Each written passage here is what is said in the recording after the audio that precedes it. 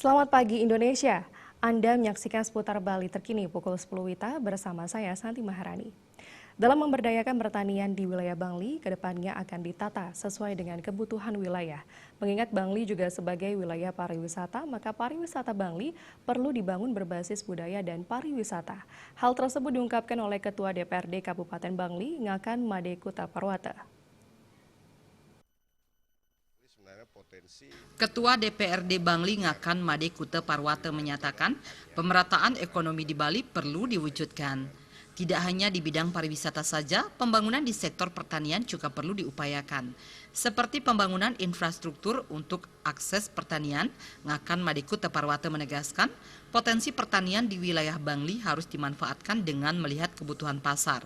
Berbagai jenis pertanian yang ada sejauh ini sudah cukup menunjang kehidupan masyarakat Bangli.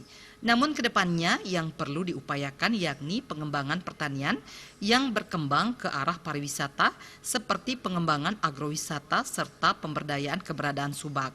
Pertanian tradisional yang ada di Bangli juga diharapkan tidak ditinggalkan. Nah, karena saat ini tren pariwisata itu sudah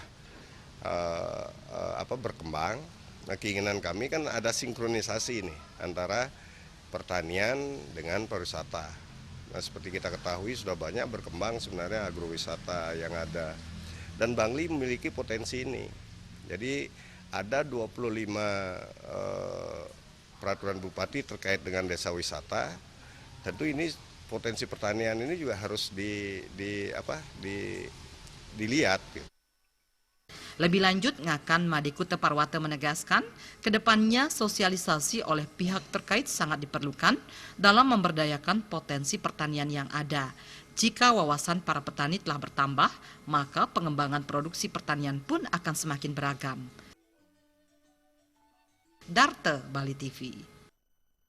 Kami akan kembali 1 jam mendatang. Selamat pagi dan sampai jumpa.